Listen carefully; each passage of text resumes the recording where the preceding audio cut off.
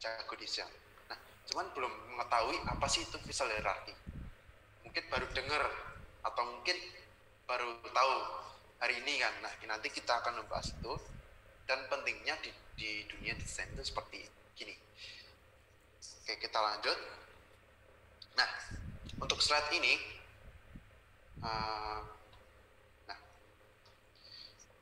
ini untuk gambar ini itu kalian pasti lihat yang mana? Pertama kali yang kalian lihat itu yang bagian mana nih? Nah, bisa jadi teman-teman akan memulai lihat dari kotak kiri atau misal bisa juga dari kotak kanan nih. Nah, kenapa kalian mesti melihat pertama kali ke kiri? Itu biasanya terbaca membaca kiri ke kanan nih. Bisa jadi malah kalian itu karena pandangan pada kotak di tengah dulu. Jadi sebenarnya itu mata manusia seperti scanning dulu ya teman-teman. Apa yang kalian lihat, apa yang kalian pertama kali lihat, itu kalian scanning dulu. Nah, kalau di sini kan untuk contoh kasusnya di sini warnanya sama semua ya teman-teman. Untuk warna, bentuk juga sama, kotak. Dan waktu kita scanning itu nggak ada yang berbeda kan. Nah, berbeda lagi kalau untuk ini. Nah, waktu kalian pertama kali lihat, itu pasti kalian langsung tertuju pada kotak hitam di bagian kiri pojok atas ini kan.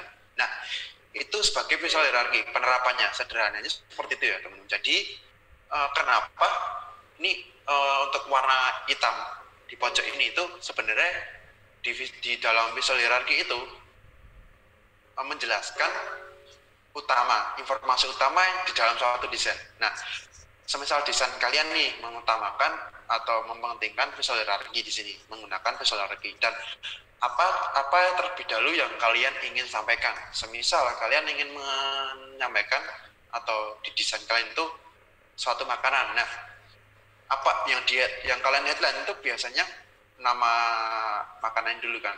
Misal Burger King. Nah, kalian tempatkan tuh yang paling mencolok Burger King dan gambarnya. Nah, itulah penerapan visual hierarchy di dalam suatu desain. Nah, mungkin segitu yang secara sederhana penerapan visual hierarchy di desain. Kita lanjut lagi ya teman-teman. Untuk yang pertama ini kan kalian pasti melihatnya tidak ada apa-apa kan, kosong kan. Nah, kalau untuk gambar ini itu kalian melihat langsung tertuju pada pojok pojok kiri ini kan. Nah, itu bisa istilahnya itu sebagai informasi utama nih, objek utama yang ingin disampaikan nih. Kan berbeda. Walaupun objeknya sama tapi warnanya beda. Nah, itu kan yang kalian lihat dulu kan. Nah, itu juga berlaku di desain kalian nih. Misal desain kalian berupa tipografi. Nah, tapi yang inginkan headline itu nama suatu perusahaan mungkin. Semisal Burger King tadi kan. Nah, itu mungkin kalian mendesain suatu poster nih, poster. Nah, kalian yang ingin kalian headline atau kalian utamakan jadikan informasi utama itu dari namanya Burger King. Itu kalian menggunakan tipografi yang mungkin mencolok, warnanya besar. Nah, nanti kita akan belajar tentang itu ya, mengenai dasar-dasar visual hierarchy. Nah, visual hierarchy itu punya prinsip ya. Emang prinsipnya apa aja sih? Kita masuk. Yang pertama, nah ini seperti yang aku sampaikan tadi. Jadi apa yang kalian headline itu kalian sampaikan nih. Apa yang utama kalian sampaikan. Nah, itu berlaku di tipografi ini atau di prinsip tipografi hierarki. Nah, maksudnya tipografi hierarki di sini itu kalian komposisi desain kalian tuh mungkin berupa tipografi ya. Cuma di sini ada yang kalian headline nih. Ada yang ingin kalian sampaikan lebih dulu atau utama dari suatu desain tadi. Nah, itu kalian bisa menggunakan tipografi yang mudah dibaca atau tipografi yang besar. Maksudnya penggunaan fontnya itu besar. Jadi yang kalian besar. Nah, terus untuk di sini itu contoh gambar di sini itu pasti audien atau kita yang pertama kali lihat itu pasti melihat atau membaca cracking ini. Nah, baru kita membaca performance. Nah, ini juga berlaku di desain kalian. Misal kalian ingin mengajukan sih. Misal kalian ingin menyampaikan suatu informasi yang penting, nah itu kalian menggunakan tipografi tipografi, bisa menggunakan ukuran yang lebih besar atau warna yang lebih cerah. Seperti itu ya teman-teman. Nah ini untuk prinsip tipografi hierarki. Kita masuk ke size dan skala. Nah ini untuk size dan skala ini ya teman-teman, itu sebagai perbandingan nih, apa yang ya, kembali lagi ke informasi tadi. Sebenarnya visual hierarki itu selain memudahkan audien, itu juga ingin memberitahu apa sih yang penting itu. Nah, di dalam size dan scale ini itu maksudnya di komposisi desain kalian ini itu ada perbedaan nih. Ada yang besar, ada yang kecil. Nah, ini ukuran berkaitan dengan perbandingan nih, suatu ukuran bentuk dengan bentuk lain nih. Maksudnya bentuk di komposisi desain kalian nih. Dengan menggunakan perbandingan ukuran ini, kalian dapat menciptakan kontras pada objek tersebut. Tujuan size dan skala ini itu untuk menonjolkan sisi menarik ataupun bagian utama dari sebuah desain nih. Nah, semisal maksudnya menonjolkan sisi menarik ini gini. Jadi kalian mendesain suatu poster nih, Nah, kalian yang ingin kalian tonjolkan itu gambarnya atau gambar makanannya. Nah, jadi kalian waktu mendesain itu pastikan atau kalian kira-kira ukuran gambarnya. Jadi mungkin bisa kalian besarkan yang ukurannya sedang. Jadi yang ditonjolkan tuh gambar dulu. Yang menarik, gambar ya, jadi yang bisa membuat tertarik audien nih untuk membaca atau melihat desain tersebut nih. Itu tuh contoh poster. Kita masuk ke contoh spanduk ya misal. Nah, untuk spanduk ini itu kalian juga harus memperhatikan size dan skala nih, terutama di bagian keterbacaannya. Nah, di spanduk itu kan biasanya untuk komposisinya gambar itu tidak terlalu sering ya teman-teman, paling sebagai pelengkap.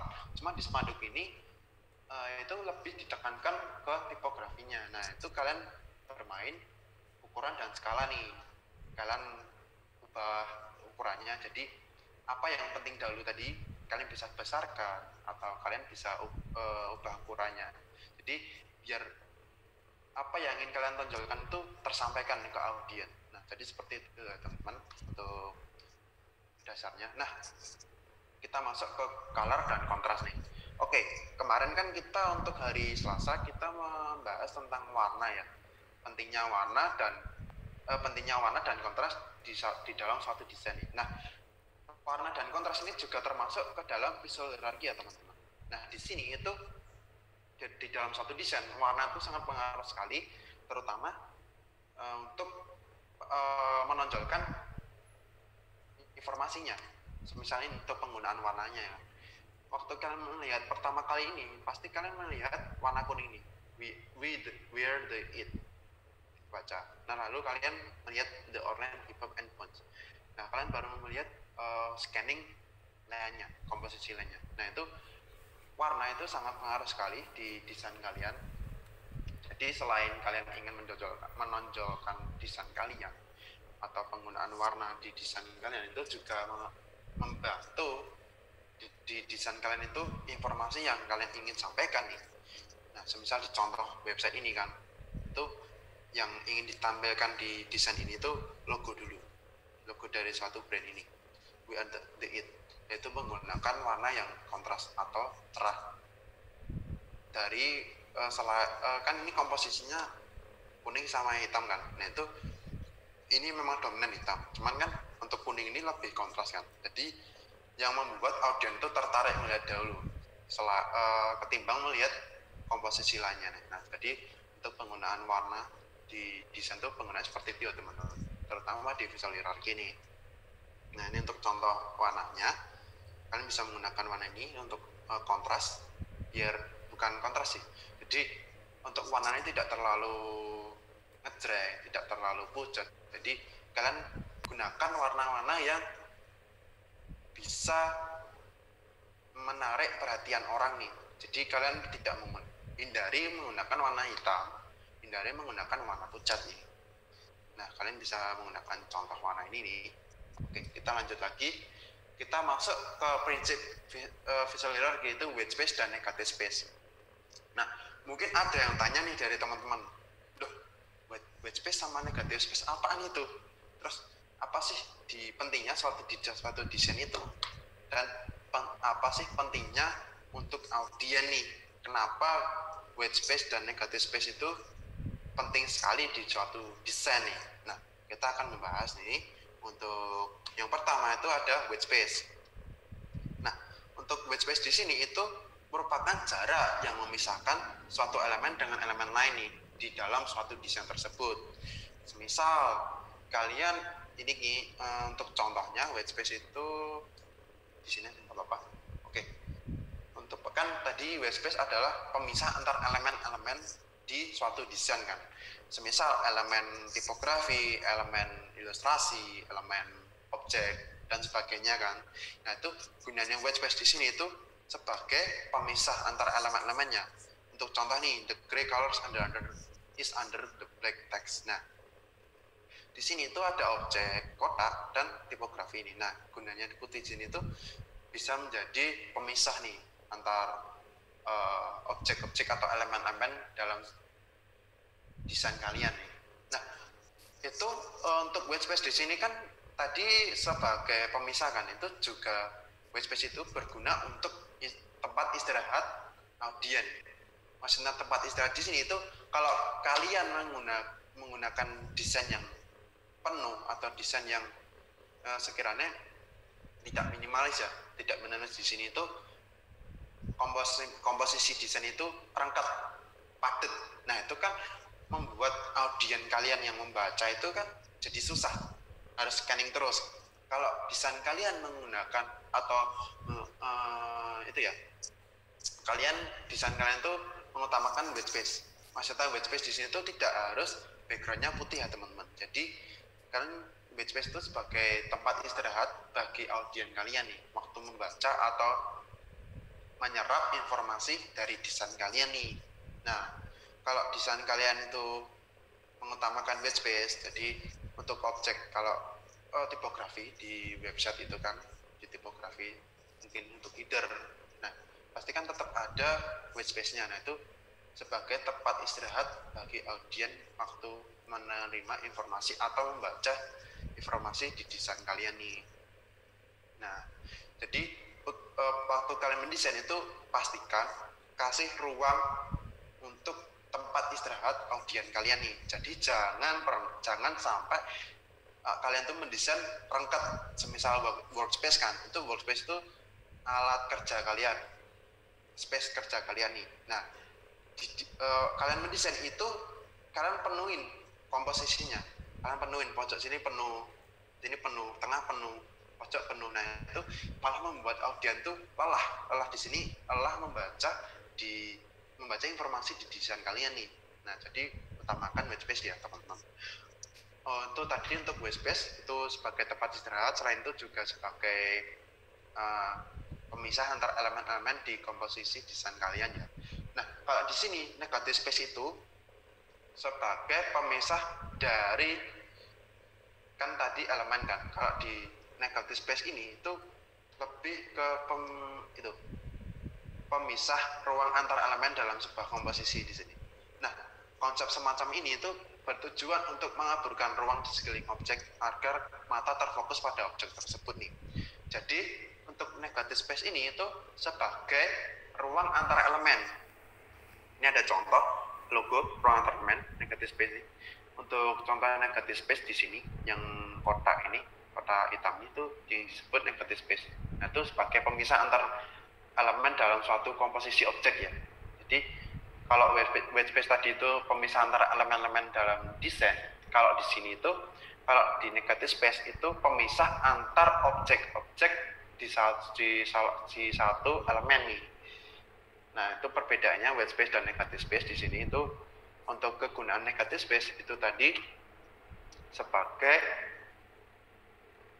bertujuan untuk mengaburkan ruang di sekeliling objek agar mata audien terfokus pada objek tersebut nih. Nah, kan ini mata audien pasti terfokus pada lingkaran dan lingkaran ini di tengah dan lingkaran di luarnya ini kan membentuk seperti orang merangkul gitu kan. Nah itu yang untuk di hitam ini itu disebut negatif space ya teman-teman.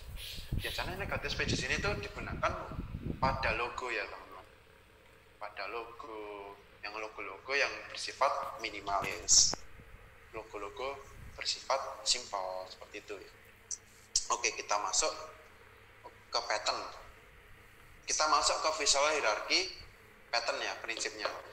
Ini apa sih? Pattern itu sebenarnya bentuk pola membaca audien. Nih untuk contohnya, untuk di sini logo nomor 1, 2 sampai 4 nih. Nah, itu pattern ini pola baca audien yang biasanya. Nah, kalau di spanduk itu kalian menggunakan pattern yang berbentuk Z ya teman-teman. Bukan, maaf. Di spanduk itu kalian menggunakan pattern berbentuk F. F di sini itu membacanya dari kiri ke kanan dan seterusnya. Untuk start membacanya itu mulainya dari kiri ke kanan ya. Kalau di website itu biasanya menggunakan pola baca berbentuk Z. Seperti contoh di sini ya teman-teman. Z. Jadi Z di sini itu di atas dari nomor 1 dan nomor 2 itu biasanya di desain itu menghadirkan atau menginformasikan yang terpenting-penting dari desain tersebut. Semisal desain itu ingin menyampaikan, oh di brand ini fitur-fiturnya seperti apa. Jadi itu didesain di bagian atas ini ya. Seperti contoh di ini, di contoh gambar ini itu website ya teman-teman. Di contoh website ini. Jadi di bagian atas nih tetap yang pertama audien lihat itu dari kiri kanannya. Nah itu di atas pasti ditempatkan informasi penting-penting seperti fitur, layanan yang diberikan oleh brand tersebut. Nah seperti itu ya teman-teman. Dan setelah itu audien pasti melihat ini langsung ke kiri secara diagonal tuh ke bawah. Jadi otomatis kalau di contoh di sini kan audien pasti melihat ini dulu, gold, ini logo seperti yang kita belajar tadi itu visual hierarchy yang masuk ke size dan skala, ukuran dan skala tadi kan. Nanti skala besar, jadi yang lebih menonjol di sini di desain tersebut ya. Ini yang paling menonjol itu logo, terus lalu audien membaca dari kiri ke kanan sesuai pola baca yang biasa dibaca ya. Bukan sih, kayak pola baca yang biasa digunakan oleh manusia. Jadi gitu, dari kiri ke kanan dan jadi menyesuaikan nih keterbacaannya dari kiri ke kanan. Lalu audien pasti membaca ini the handcraft the web design, baru membaca kontennya. Setelah itu audien membaca ini atau melihat speakers. Jadi di sini itu menggunakan pola Z. Kalau untuk spanduk tadi itu menggunakan pola berbentuk F. F di sini itu maksudnya membacanya itu tidak seperti Z ya. Kalau Z tadi kan dari kiri ke kanan, lalu membalik lagi diagonal dari kiri ke kanan lagi kan. Nah, kalau di keterbacaan F atau pola F ini itu dari kiri ke kanan, lalu mulai lagi dari kiri ke kanan, tapi tidak melihat sesuai seperti Z ya. Kalau tadi kan Z dari kiri ke kanan, lalu diagonal gini, baru ke gini kan. Kalau spanduk itu lurus saja dari kiri ke kanan gitu, kiri ke kanan. Makanya kenapa spanduk itu biasanya menggunakan elemen tipografi dan elemen objek gambar itu hanya sebagai pelengkap ya. Nah, alasannya seperti itu ya teman-teman. Untuk di perbedaan di desain website dan spanduk dalam prinsip visual hierarchy, pola baca atau pattern di sini. Oke, kita lanjut. Nah, yang terakhir kita ada alignment. Alignment apa sih? Nah, alignment di sini tuh sebagai itu ya, untuk kalau di agak lupa ya. Mohon maaf, alignment itu penempatan elemen visual sehingga berbaris dalam sebuah komposisi ini di sini. Jadi maksudnya komposisi di desain kalian nih biar berbaris dalam satu baris ini. Nah, dalam desain penggunaannya untuk keselarasan atau mengatur elemen untuk melambangkan elemen, menciptakan keseimbangan, membuat struktur untuk membuat hubungan antar elemen dan menciptakan hasil yang tajam dan jelas di sini. Nah, alignment itu ada dua ya teman-teman. Ada alignment atas atau tepi atas, alignment ada dua. Yang pertama ada tepi dan yang kedua itu ada center. Ada yang center tengah, ada yang center vertikal, ada yang horizontal. Kalau untuk di tepi ini alignment ada yang tepi atas, tepi bawah, tepi kanan dan tepi kiri. Nah, itu untuk di dalam desain itu gunanya alignment untuk merapikan ya komposisi kalian. Apalagi di desain kalian tuh memiliki komposisi konteksnya itu seperti konten nih. Konten ada deskripsinya atau ada teksnya. Nah, itu kalian harus menggunakan alignment di sini. Harus menerapkan alignment. Karena apa? Kalau kalian tidak menerapkan alignment, itu desain kalian itu kalau dilihat seperti berantakan nih, tidak rapi. Nah, misal contoh di sini kan, untuk penempatan alignment di sini atau kalian mendesain suatu spanduk, poster itu menggunakan tipografi. Nah, kalian menggunakan alignment sisi kiri nih, art and technique way.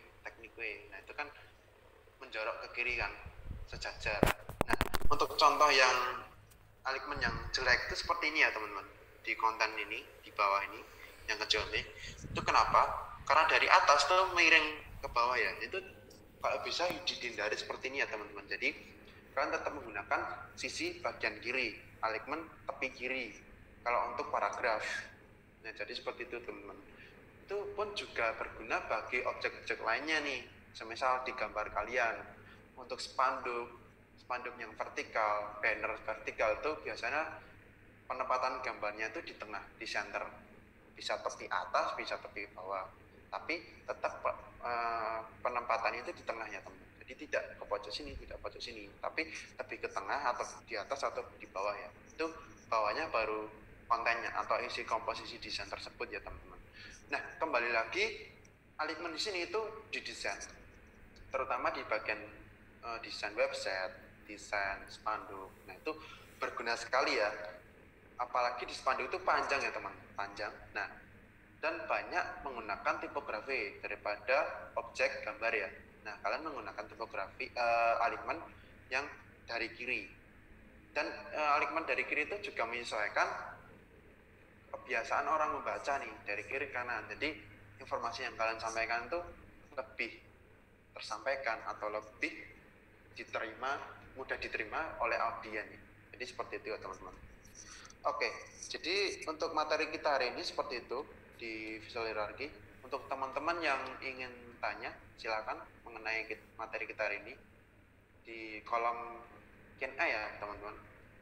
Oke, untuk yang masih tanya absen itu kalian waktu join webinar ini itu otomatis di sistem langsung ke absen ya teman-teman. Jadi kalian tidak perlu ngisi di Google Form lagi. Oke, silakan teman-teman untuk yang ingin tanya mengenai materi kita hari ini, atau mungkin dari teman-teman masih bingung ya atau belum jelas mengenai materi visual hierarchy di sini, silakan. Kita masih memiliki waktu sekitar 10 menit kita buat untuk tanya jawab di sini. Oke, silakan teman-teman. Oh ya, untuk tanyanya di kolom Q&A ya teman-teman. Jadi jangan di chat nanti takutnya malah tidak terbaca ya. Jadi kalian silakan di kolom Q&A di sini. Kalian bisa tanya di sini. Oke, ini udah ada yang tanya ya. Ini dari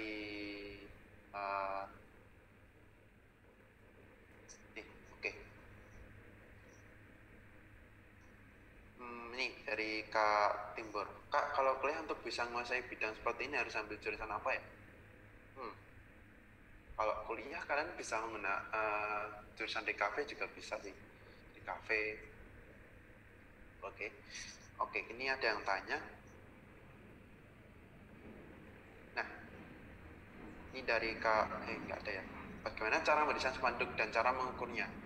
Nah, kita untuk materi kita selanjutnya itu mengenai ukuran-ukuran workspace yang biasa digunakan mendesain suatu spanduk, desain printing ya teman-teman. Jadi untuk ukuran di sini kakak bisa mengikuti webinar selanjutnya. Kita akan membahas tuntas mengenai ukuran-ukuran yang biasanya digunakan di desain, seperti desain website, desain printing, desain spanduk, desain iklan. Nah, kita akan membahas itu, tapi di materi selanjutnya ya, Kak. Jadi kakak bisa ikut lagi untuk lengkapnya besok di hari Rabu itu Selasa ya? Selasa ya? Jadwal selanjutnya itu Selasa. Oke. Ini ada yang Kak, oke, untuk yang tanya desain spanduk tadi ya, untuk cara mengukurnya, itu kakak bisa ikut di webinar selanjutnya. Kita akan membahas tuntas ya. Jadi aku harapkan kalian bisa jelas nih, oh gimana sih desainnya dan apa sih harus kita perhatikan dahulu sebelum mendesain suatu produk. Produk di sini seperti desain produk spanduk, produk poster, iklan, nah seperti itu ya teman-teman. Oke, ini dari Kak Ferdiansah. Saya mau tanya nih, tentang pattern itu berarti kebiasaan manusia biasa membaca dengan pola seperti Z untuk media dan F untuk spanduk. Benar Kak, dari Kak Ferdian ini benar sekali. Untuk pattern tadi itu pola baca manusia ya teman-teman. Nah, kalau di media itu biasanya orang itu audien membaca dengan pola Z nih.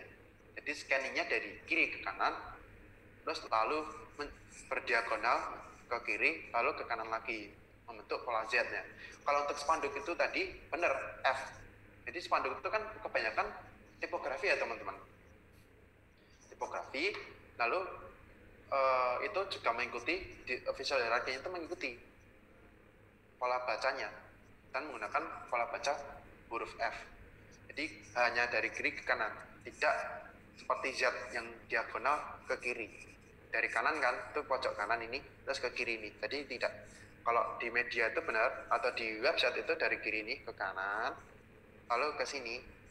Kalau F, kalau spanduk itu dari kiri ke kanan, kiri ke kanan gitu terus ya. Benar dari Kak Frediansah. Oke, ada yang tanya ini dari Kak Andre, pattern ada berapa bentuk selain F dan Z, Bang? Untuk pattern tuh banyak ya, Kak. Ada kalau biasanya nih itu hanya di desain tuh hanya Z dan F ya. Kalau koran itu kan, tuh F ya, masih F ya. Soalnya kan dari kiri ke kanan baru ke bawah kan, kiri kanan ya, seperti itu. Kalau sebagai aku pribadi nih, di pattern tuh hanya ada dua ya, jadi F dan Z ya. Kalau misal kalian ingin patternnya itu ke atas tuh mungkin udah anti mainstream ya. Jadi itu udah unik lah, bukan keterbacaannya bukan desain tapi seni itu. Jadi tidak menghiraukan atau tidak mengutamakan keterbacaannya. Jadi ya udah asal lah bikinnya gini, mungkin tagnya dari bawah ke atas ini. Jadi itu tidak masuk ke visual hierarchy ya. Tadi itu desainnya tidak mengutamakan visual hierarchy di sini. Kalau desain itu tidak mengutamakan visual hierarchy, itu disebut karya seni ya teman-teman. Jadi bukan desain lagi. Desain di sini itu sebenarnya lebih konteks ke jasa di sini. Semisal ingin memvisualisasikan apa ya produk ini, kalian desain produk ini. Gimana caranya desain kalian itu bisa diterima ke audien, ke masyarakat luas. Berbeda lagi dengan seni. Kalau seni itu hanya beberapa orang yang tahu seni banget ya. Oh, ini berbeda, unik nih. Aku mau beli, aku mau investasi ini. Biasanya lelang. Kalau di desain ini lebih ke informatifnya, lebih menjunjung informatifnya. Kenapa? Itu tadi. Kenapa visual hierarchy sangat penting sekali di dunia desain? Karena itu tadi untuk membantu audien menyerap informasi yang disampaikan lewat desain tadi ya teman-teman. Oke, itu untuk jawaban dari Kak Andre. Kita lanjut lagi ya untuk ini. Dari ini, untuk upaya apa supaya desain kita itu dapat meraih sebaik mungkin. Nah, yang pertama kita harus memperhatikan warna ya, penggunaan warna, dan kita harus memperhatikan penggunaan visual hierarchy di sini seperti tadi, ukuran dan skala, white space, terus ada tipografi, dan ada alignment di sini ya. Jadi kalian utamakan dua itu tadi, warna dan visual hierarchy di sini. Oke. Untuk desain yang menarik, selain itu kalian juga harus memperhatikan seperti apa ya? Apa sih yang kalian ingin desain itu? Jadi kalian cari-cari referensi dulu, kalian research dulu, apa sih? Terus misal desain kalian sudah ada yang pakai nih. Nah, usahakan di desain kalian tuh nggak apa-apa. Kalian ambil dari desain yang sudah ada, cuman kalian modifikasi lagi. Kalian buat lebih menarik lagi dari desain yang sudah ada. Jadi seperti itu ya Kak, untuk desain yang menarik. Nah, kita juga akan membahas itu ini mengenai desain yang menarik itu atau desain yang baik itu seperti apa. Next webinar kita akan membahas itu. Jadi spoiler aja. Untuk yang selanjutnya kita akan membahas tentang desain yang baik itu seperti apa dan desain yang buruk itu seperti apa, dan membuat desain yang agar desain yang menarik itu seperti apa. Jadi kita akan membahas itu tadi untuk pertanyaannya di webinar selanjutnya ya teman-teman. Kita kayak hari Selasa ya, kita Selasa ketemu lagi, jadi teman-teman bisa mengikuti webinarnya lagi. Nah, dari Kak Fikri nih, tanya Mas, pattern itu fungsinya untuk desain apa aja ya? Nah, untuk pattern sih tidak harus di tipografi ya teman-teman. Kalau pattern tadi kan arah pola baca audien kan, ada Z dan F. Nah, kalau di sini itu bukan hanya di tipografi ya teman-teman, bukan hanya di teks, cuman di sini itu juga berlaku di desain seperti ilustrasi. Ilustrasi juga menggunakan pattern di sini. Karena apa? Kan mata manusia pasti melihat apa yang menonjol dahulu kan. Nah, yang ditonjolkan seperti apa? Misal ilustrasi kalian di tengah. Nah, kalian terus komposisinya di samping-sampingnya itu juga berfungsi di ilustrasi. Kasarannya seperti itu dasarnya. Selain di ilustrasi, kalian juga pattern itu juga digunakan di desain-desain aplikasi nih, di UI misalnya, UI website itu juga menggunakan pattern di sini. Jadi pattern tidak harus di tipografi atau di spanduk tadi, tapi juga digunakan di ilustrasi, di desain UI, desain website. Nah seperti itu ya Kak. Untuk dari Kak Fikri. Oke, dari Kak Rifki, ini ada yang tanya untuk banner biasanya kan berapa? Oke, tadi udah ya. Kita bahas di webinar selanjutnya. Oke, bagaimana sebuah brand dapat dilihat customer yang menarik Kak? Nah, ini masuk ke webinar selanjutnya di materinya. Seperti tadi, kita akan membahas gimana sih biar desain kalian itu menarik. Terus gimana sih biar desain kalian itu bagus. Dan membedakan desain yang baik dan jelek itu seperti apa. Jadi, itu nanti kita masuk ke materi selanjutnya teman-teman. Itu di hari Selasa. Kalau buat spanduk yang benar seperti apa ya? Terima kasih. Oke. Untuk yang buat spanduk itu yang pertama tadi melihat atau menggunakan visual hierarchy. Selain itu juga harus menggunakan warna nih. Tadi udah. Dasar yang paling dipentingkan dalam desainnya apa ya Kak? Oke. Untuk dasar nih, yang mau desain itu sebenarnya tidak untuk dasar di desain itu tidak harus, kalau orang yang bilang kan kalau orang desain itu pasti harus bisa seni kan, harus bisa gambar. Itu sebenarnya salah ya teman-teman. Jadi dasar yang paling penting dalam desain itu yang pertama satu, kalian bisa software dulu. Kalau kalian tidak bisa softwarenya, kalian tidak akan bisa desain. Maksudnya software desain itu tidak harus di software desainnya seperti AI atau CorelDRAW. Maksudnya di sini itu dasar software atau dasar tekniknya itu seperti kalian tahu dulu nih. Selain itu kan desain juga ada desain interior, ada desain makanan itu sebenarnya ada desainnya. Seperti kalian menata komposisi makanannya di sini biar menarik itu seperti apa. Misal nasi, nanti ada daun-daun yang mengering, itu sebenarnya desain makanan di sini. Nah itu dasarnya yang paling penting itu teknik dulu. Kalian tahu tekniknya dulu. Oh tekniknya gini, teknik gambar itu gini, teknik mendesain gini. Nah itu yang paling dasar di dalam kalian kalau ingin suatu desainnya. Jadi kita harus tahu dulu tekniknya.